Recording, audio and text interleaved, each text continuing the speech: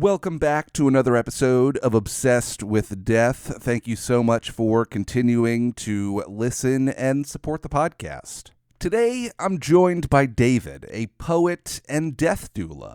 David was caring for his dying grandfather when he decided to pivot his career and embrace his true calling as both a poet and a death doula.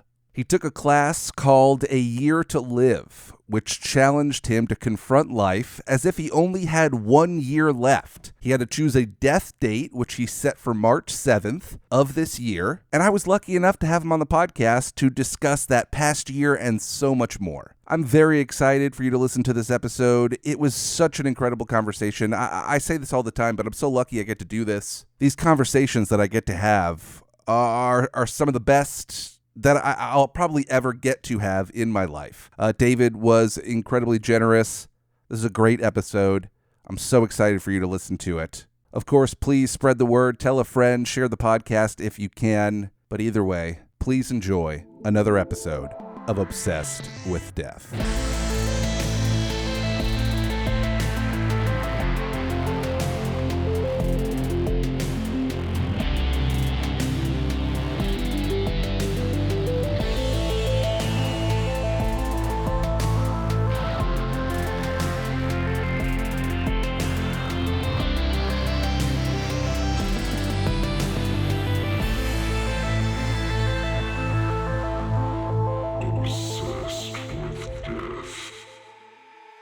All right. Well, David, thank you so much for joining me on the podcast. I'm very excited to chat with you today. If you don't mind, I'd love for you to maybe just explain to the audience who you are and what you do. Thank you so much for having me, Rob. I'm excited to be here. I've really kind of had a major transition in my life the last couple of years. I had a background in sales, and during the pandemic, I discovered that I was a poet, and it became like a new religion for me. And in this pursuit and dance with poetry, I realized I was also a death doula. I recently just finished off this year to live experience to really it was like my own curriculum for my own like additional death doula training, to help me understand clients that I would work with more. My death date was March 7th, 2024, the hypothetical pretend death date. And so I just kind of been sinking into that a little bit. I'm also working in prisons as a program facilitator. I help with rehabilitation courses at 3 different state prisons. This is also something that kind of poetry led me into. I'm just out to try to help people tell their stories and meet the best parts of themselves, really, any way I can. Yeah, it sounds great. I'm very curious, obviously, about the year to live experience that you mentioned. But it seems like while you're sort of having this moment in life where you're realizing that your path is sort of changing and you're moving into like this death doula world, I'm curious how poetry played a part in that and how the two sort of work together while you're, starting this journey. Poetry was really big for me because it kind of woke me up for the first time. The first time I experienced someone's poetry and received it, it felt like I was in hibernation my whole life. Like I had watched something at 12 at night. And then after I watched it, it was a 1 hour poetry special. And after I watched it, I was shaking. I was staring at the wall. I didn't know what was going on. It was the first time I'd ever felt like that. And then I was just consuming poetry like crazy. And then I finally wrote my own. It took on a life of its own. And I just kept writing and writing and writing. And in 2 years, I wrote over 1,000, 1,200 poems at least. And I realized that I like was healing myself one poem at a time. And I had a lot of these dark themes that I wanted to express. Later on in that year, my grandpa was dying. He was in hospice care on his deathbed and in the hospital. And this was during COVID, so it was a little bit harder there. But I had never felt so much more creative energy and sitting right there with my grandpa. He couldn't talk. He couldn't talk for a few days, but they say the hearing is the last thing to go. So for those few days, I had started just naturally looking after his needs. I would like kind of rub his hair or his head or move his feet around, play some music for him. I was just instinctively and naturally looking after his comfort. One of those nights, I believe it was the day before he died, I was sitting down next to him, and I had never felt so much creative energy ever, that like my hand just got my pen and notebook and just started writing, and I went into this other realm, or I don't know, I wasn't there, my hand just took over. And then later, it wasn't until later on after he died that I realized, I was like, oh, that was like kind of death doula. That's an actual role that people do to help people transition. And because I realized I was so naturally comfortable with those very taboo or places, Yeah. I really felt that it was kind of a calling to be there. I don't know if you've come across this author. I just lost his name, but he wrote a book called "The Four Things That Matter Most." He's in the dying care as well. But I went to hear him speak, and he said that people who work in death are emotional firefighters, and that they're running into spaces where everyone's fleeing from as soon as they can. And ever since then, I was like, damn, yeah, I am an Yeah. emotional firefighter. I was like, hell yeah. Yeah, well, so I was kind of curious. A lot of people will be there for family when they're sort of at the end of their life, and they'll take care of them and they'll make them comfortable. But that usually doesn't mean that they also make a full life change or a career change after doing it. You obviously realize this is something you enjoy doing, and you enjoyed being there and helping. But was there something specific that you sort of remember that happened where you were like, oh, this is much more than me just taking care of my grandpa? Like, I want to take care of a lot of different people. I want to take care of people that aren't necessarily family. I think that moment was honestly more connected to poetry, in that it was a specific poem that just struck me in like the middle of my heart, the middle of my being. And the essence of the poem was that death wasn't the end, that we will come back for another ride. And that felt, obviously, we won't know until we die, but it felt more truer than anything I've ever felt in my life. I used to be very religious, and it felt profoundly more powerful than what religion ever gave me. And so just the comfort that I received of knowing that this life isn't it, this isn't the end. It, even if it's not true, just believing that in this life, it lifted so much off of me. And I was like, was it that easy to like release so much anxiety? And so I was like, let me help this with a lot of other people too. And I realized, and then I learned about death doula. And I was like, oh wow, what a powerful way to help people transition and come to terms with their life. It's Yeah. not until you need your whole life to review your life. If you're doing it when you only got a few days left, it's forget it. Yeah, I can you send me these poems that basically just lifted your entire fear of death, because I would like to read these. I Yeah, could I I could use can. I could use the help. Absolutely. It's in the poet, his name is In Q, IN dash Q. And he has a book called Inquire Within, and he has a special on Amazon Prime as well. If you search his name, it'll show Okay. up. And but the poem itself is called Reincarnation, I believe. Yeah, I'll share it with you. Yeah, It's please do. it's I'm beautiful. I mean, this whole podcast is me searching for that one thing that's going to just cure me, and this fear is going to go away, and the anxiety isn't going to exist anymore. And I've done Mm, 50 of these, and you read a couple of poems and your life changes. I'm very jealous, and I mean, that's incredible. Obviously there's different experiences for a lot of people, and they've had like these life-changing moments. And what a great way to experience that through something like this new discovery that is like almost consuming your life in a great way. And then also, having it as a way to sort of cope with losing your grandpa and being there for him as well. And you feel like this was sort of the beginning, obviously, of like this death doula journey. What were sort of the next steps? Were there people that you were reaching out to? How did you sort of continue uh towards this work? yeah, so like most people, YouTube, I kind of got lost in Sure. YouTube rabbit hole. Yeah. And then I did some more research and learned that there actually is no governing body for like regulating death doulas. It's so taboo that like they haven't had a chance to make sure people get certifications or have a formal education for it. There are organizations and institutions, but there's nothing legally binding that. says you need to go to school and get this degree and this certificate, you know. I really resonate with the more of like the ancestral death doula, in that these are what our ancestors did, and they didn't have death doulas because everyone did it. It was just a form of life.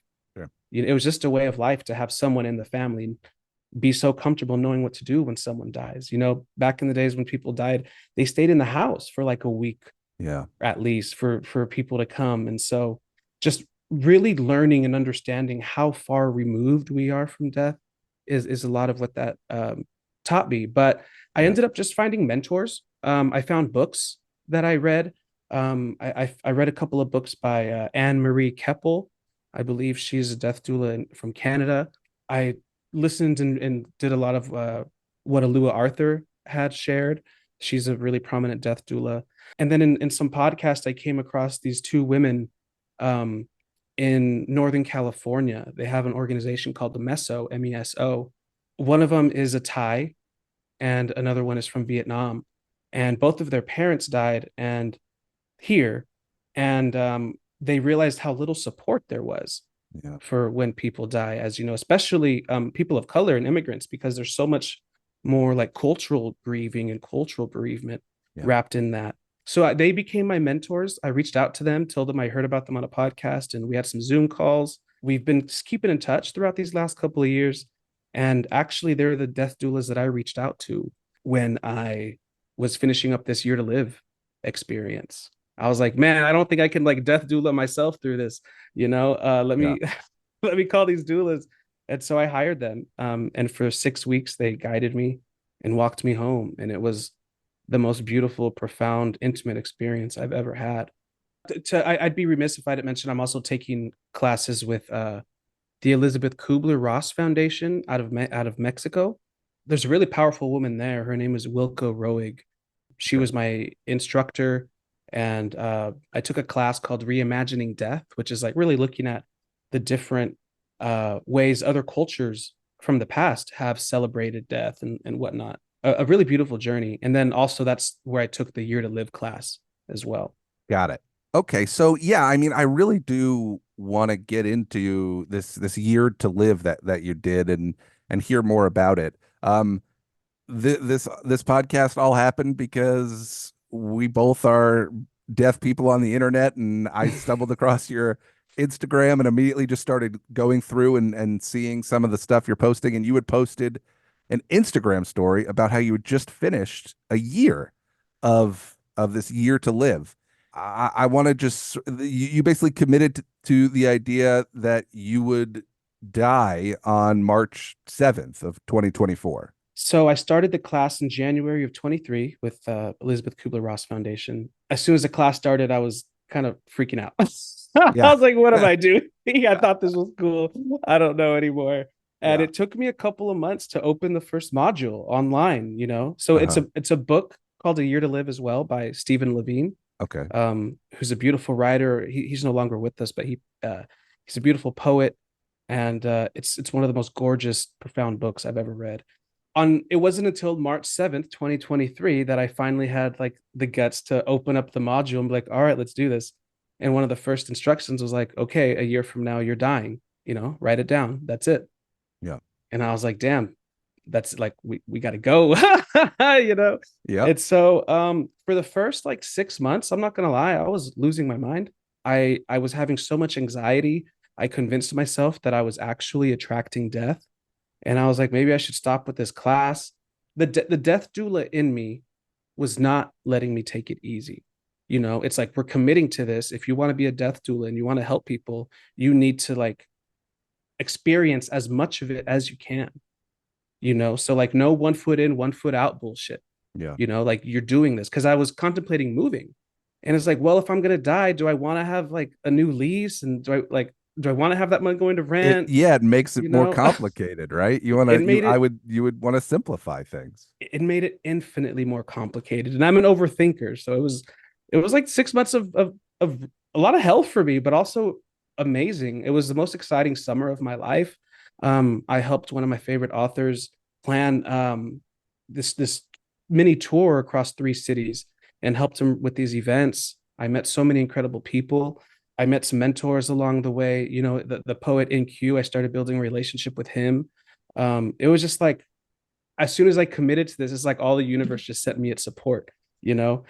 I'd say it wasn't until hmm, like September of 23, where I started really just relaxing now and like really getting grounded into it and feeling a lot more at peace. I ended up prioritizing being home, home with my family. I went and moved back with my mom, and my siblings are nearby within an hour. My dad's nearby. I had spent so much time away from home. I traveled a lot. I didn't realize until my birthday in November that I hadn't been home for the last 10 birthdays. Wow. I was like, damn, let me just be home. Like, I'm not going to travel anymore.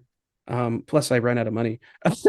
But it was really great. And so I really prioritized the relationships with my family, repairing those dynamics. I didn't have the best relationships with my parents. I wasn't as close with them as I would have liked. I had a lot of my own walls up. My mortality just helped release all of that. It's like, dude, just you don't have the time to carry that. Just love them how you are today, how they are today, and you don't have to save anyone. You're just loving them. Um, and Is then your the other thing, I'm sorry, uh, is your family, I'm assuming they're aware of what is going on and what you're doing while you're uh, with them, right? funny enough, I didn't really tell any of them until I had like 2 months left.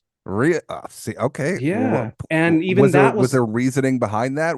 I mean, if ah you're setting a death date and you are right. technically going to die, wouldn't the first thing you'd want to do is tell your family, right? Ah, I guess so, but I was afraid of freaking them out. I told friends, but that also spoke to the relationship I was wanting to repair with them. Sure. I didn't feel comfortable going with serious stuff like that to my family. Yeah. We didn't learn how to talk and have those hard conversations growing up. And that's not a knock on my parents. I'm not blaming them. They did the best with what they could with what they had. And so it wasn't until then, it actually wasn't until I moved out of my mom's and I moved for this new job I got in doing prison work. I had to move about an hour away for it. Leaving felt like a goodbye, like my mom knew this was Yeah. gonna be the last time I'm an adult living with her. So it's like, damn, it's like she's not gonna have me living with her again. Ideally, like Yeah. everyone, like obviously it's gonna be my place next time. And so it was a really sentimental goodbye for her. And it's like, I don't even know if I have to tell you, like you're treating it like it's a goodbye. It's beautiful and perfect right now. I've been so intentional in spending and enjoying all of the time with my nieces and my nephews, really just grounded so much, like I said, in service and family. Yeah. And it's just been gorgeous. But I did end up telling them. I told my mom and my sister and my brother a little bit because I think conversations got a little bit more serious and they're like, what the hell's going on? And I was like, I swear I'm not actually. My brother, when I told my brother, he's like, wait, so are you good? You're not, this isn't real. You're not actually gonna try to take your life. I was like, no, this isn't real. Like I, Yeah. I promise. So I learned that you got to kind of have a better delivery because I even shared it with one friend and she's like, wait, David, are you safe? Like, what's going on? Like, are Sure. you in this class just drinking this Kool-Aid and you're all gonna do something together? I was like, no, it's not like that. I promise. And to be fair, I mean, like you said, there is such, I would imagine, such a specific way that you need to approach this with people that they could get confused or misunderstand, especially if I would imagine maybe your family doesn't even know what a death doula is. Right. That makes it even more difficult to explain this process. I can see the reasoning behind even friends being like, wait, are you doing okay? Did you join a cult? Where Well, where are you living right now? Like, especially, and yeah, I don't blame her. I'm glad she no, of checked in on course. me. Yeah, But in that specific conversation, you have those friends, you'll ever catch up maybe once or twice a year. yeah, And at the call we had, I think we spoke like in January or like November. And I was like, with our intervals, I don't think we're going to talk again before March. So like I told her how much I loved her. I told her how much I appreciated her friendship, as if it were my last words. And every time I started doing that with whoever, I would start crying, yeah. and so like I did make it so real. I guess I should be If glad people thought it freak was real. Well, You I know? mean, I love that's how you approached it in the sense that you were like, Mhm. well, technically, if this is how things were really going to be happening, I would not be speaking to you again. This would be our Yeah. goodbye. This is sort of how I would do it. But again, maybe not making the whole situation clear to your friends is going to make them worry, and that's okay. You can Yeah. obviously explain the situation to them afterwards, And or whatever it but is, but the that seems therapeutic in a way too, right? To be able to have like those goodbyes. yeah, and so one thing I forgot to mention that I think was anxiety inducing and then calming Yeah, is that honestly every single decision I made was with that filter. Like if yeah, I'm dying in March, do I care? Am I going to regret not doing this? Is it something I really want to do with my time? And it made it so easy just to live like that, you know? But the sure. other thing that was really funny when talking to my friend, it's like, I'll be lucky if I make it to March 7th. I'll be lucky if I make it tomorrow. I'll be lucky if I have this whole year. And so it's like, while the year is scary, it's also like a little bit empowering in a way too, because like I'm not even guaranteed tomorrow. Of course, you set this date in your head, you write it down. This is like the commitment that you make. But yeah, I mean, you get in your car, that could be it. We're all sort of and that's what I found Oh, so interesting about all of this is we're all sort of living what you lived, but we're just not as conscious of it because nobody wants to think about it. yes. Speaking, you said car, and I wanted to say it right now before I Yeah. forget. I did have a car accident. Okay. Um, I had a car accident in December. It was right when I moved. I had a few months left. I was leaving the prison I work at night, and this guy. It was on a highway, and this guy tried turning in too late, and basically I totaled my car hitting the back of his truck. Wow. My car was completely totaled, and not only that, but I was in. I was fine. I'm fine, obviously, Yeah. but it was during this 2 week waiting period. So California has this genius new insurance law where you need a 2 week waiting period before your full coverage for car insurance goes into effect. Hmm. You can get liability only, but it's a 2 week underwriting process.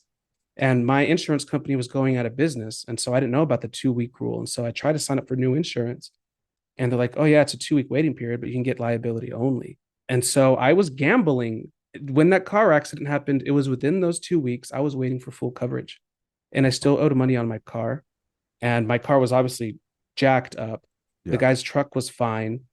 But right before the accident, like right when I knew I was going to hit, and during the collision, it was like time stopped and like life checked in with me. And it's like, all right, David, if this is your day, if you're going to go right now, are you ready? Are you happy? Did you do everything you needed? And I Yeah. reflected and I was like, man, I just came back from prison.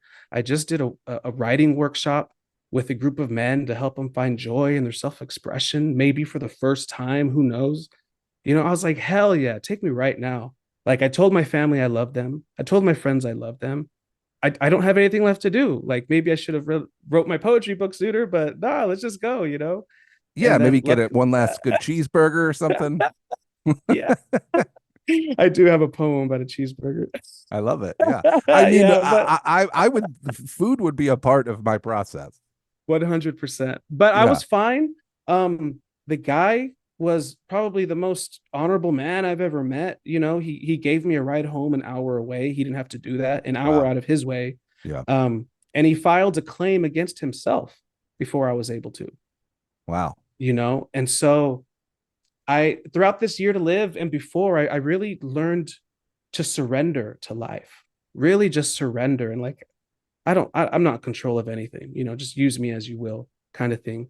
I swear, like that was God to me in that experience in that night. The guy was also just going to a funeral the next day and his brother had just died before that. Wow. And so it's like, what are the chances he's got a death Yeah. doula in his car for an hour? Yeah, right. What was there any did the conversation go in that direction at all It or did. It did go yeah. in the direction a little bit. I wasn't trying to force much. Yeah. It's hard for a lot of people to talk to it, but Sure. I had never felt so taken care of, because when you surrender, it goes both ways. When things go bad, you got to accept it just the same. Yeah.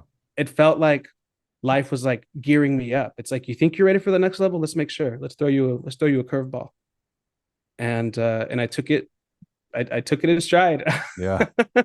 Wow. So there's a ceremony that you had mentioned in our talking as well, right? And that sort of comes at the end near the death date. It came after. Okay. So yeah, so the death date was March 7th. It was a regular day. I went to work. I came home, and speaking of, yes, I did have a burger. Burger was my favorite food, so I had a burger. I just Love it. enjoyed some Netflix, and Yeah. I did a couple meditations, and I went to bed. Quickly, you mentioned in the beginning that you felt like you were like attracting death, and that was sort Yes. of giving you anxiety in the beginning. Was there any sort of fear? Was there any sort of anxiety that like on this date that you sort of just put out into the universe that like you were going to go home and like a lamp was going to fall on your head or like was there Little any Final Destination. was there any sort of fear for that, or did that sort of anxiety of attracting death go away? It all left.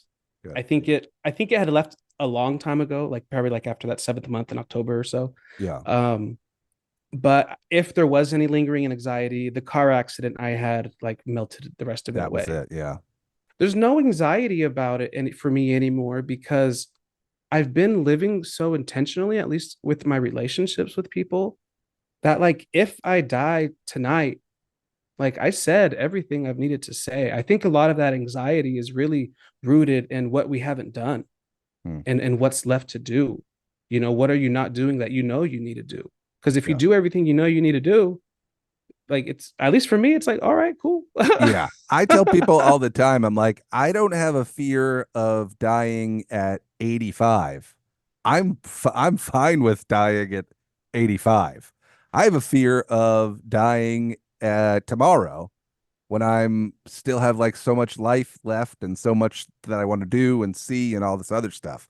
That's really where the fear, takes over for me at least. So, Yeah. And well, now that you say that, it also made me realize like the class started, yeah, January, March 2023. But I realized like, no, I've really been doing 2 years to live. Like I yeah. as soon as I made the decision to quit my job in May of 22, that was pretty much a year after I started writing poetry. I decided to quit because like not following my heart was torture. It was hell. Once there I'm convinced there's no worse hell. It's one hell to know you're doing something you hate, but don't know what you're meant to do. It's another hell entirely when you know what you're meant to do and you stay doing shit you hate doing. Yeah. For me, that was unbearable. Yep. It made me miserable. And so I was like, screw it. I just got some commission. I'm glad I'm in sales. Let's quit. Like, I was like, yeah, what the hell's keeping me here? Like, my lease is ending. I'm not gonna get another lease because I hate this job. Fuck it, I'll just quit. Let's do it.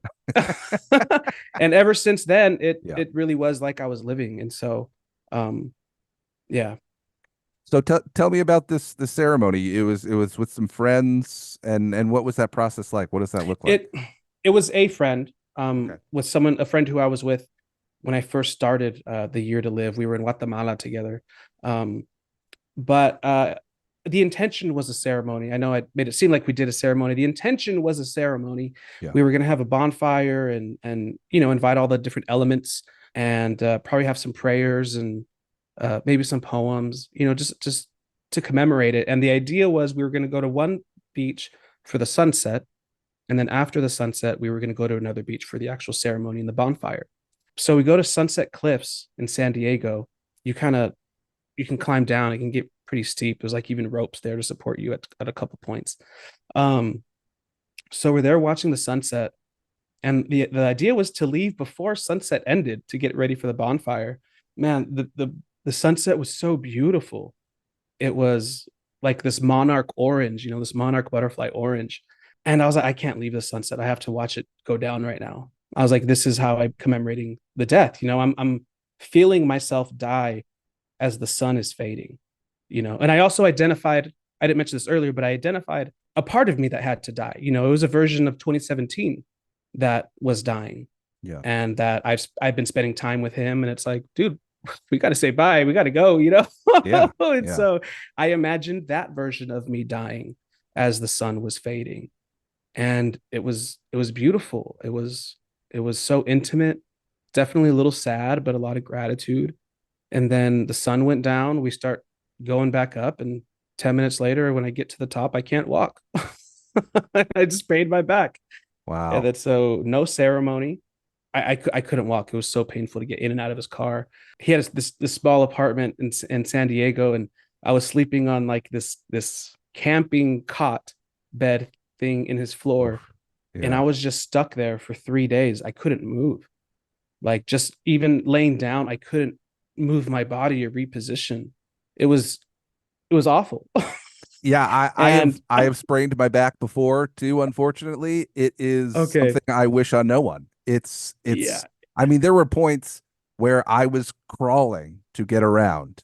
It's that bad. it was Yeah, exactly like that. yeah, It humbled me, and I was laughing the whole time. Like I said, taking things in stride. I wasn't mad. I wasn't like, oh shucks, why me? I was like, all right, this is what I got to do now. Let's lean through this. And I yeah, realized that during the year to live, the instructor, she recommended that she like strongly encouraged that we take a day during the year to mimic and pretend like we're dying and having a deathbed experience, not being able to move, not being able to distract yourself with stuff because you're losing agency of your body. And yeah. so like letting others help you. And me and my friend were just laughing. It's like, bro, this is my deathbed experience right now. Like Yeah, whether you wanted to do it or not, you were yeah. basically forced to. And so I realized like, dang, I think that's the power of intentions. I had the strongest intention of ever to make this as real as it can get, while obviously staying alive. Yeah. And life gave me many opportunities to see how I would react. I mean, this sounds like an incredible experience. It sounds like you got so much out of it. What are things looking like now? What's like the next year for you, and what's sort of the plan here? I'm just focused on living now. I realized it was heavy to have death there every day. And so it is lighter. It was light before, but now it's more freeing. It's like I don't have Yeah, to worry about the class, that story, whatever. So right now, what's more important to me than ever is getting my manuscript done of poems. That's a big project of mine I want to have done, and then by this summer, ideally. And I'm leaning into my job, yeah, in working with men in prison. At one point during the year to live, I went and volunteered, and I fell in love with the space. And I kept volunteering, but like I was running out of money, and I was like, I can't do this forever, dude. This is nice and idealistic, but we got yeah, bills to pay. yep, And so I told life, I was like, if you find a way to pay me for this work, I'll dedicate every last day I have until March 7th to giving back to these guys. And I had a full-time job a couple months later, and I just moved for it. And it gives me so much fulfillment because it's a beautiful way to really incorporate the poet in me and the death doula. My first day going into the class on my own without anyone else there to support me, the prison told me right away, it's like, hey, bad news, one of your students overdosed today and died.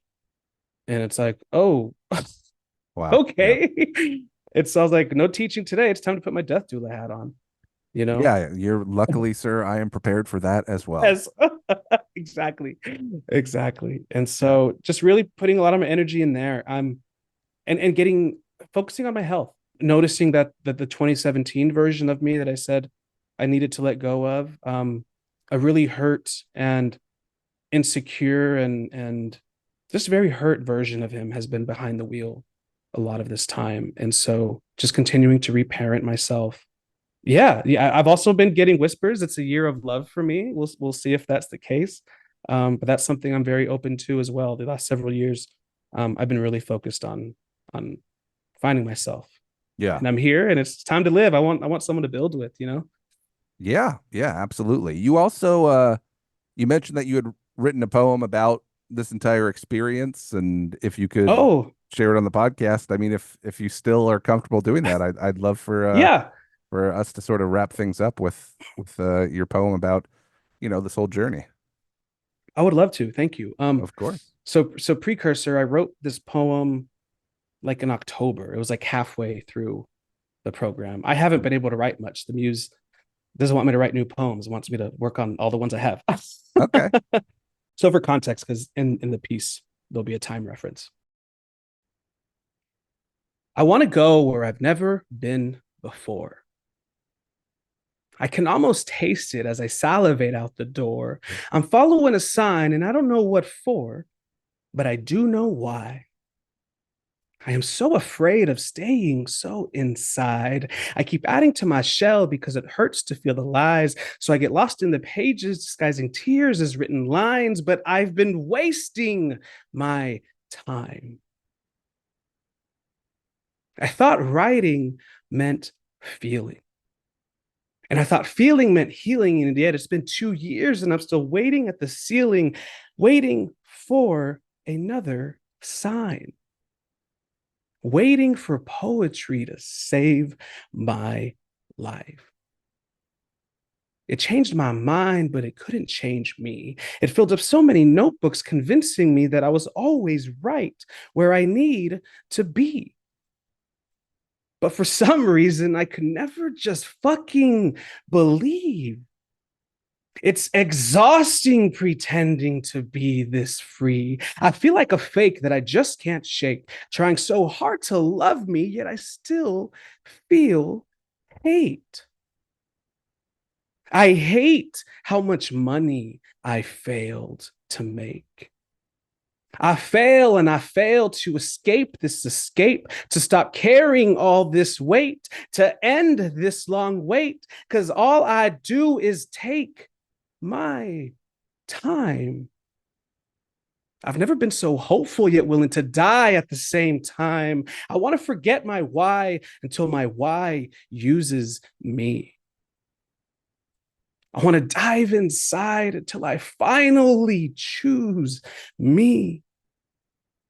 I want to live like I am losing me. So I signed up for a class. It was called A Year to Live. To pretend I'll die in a year and then we'll see what gives.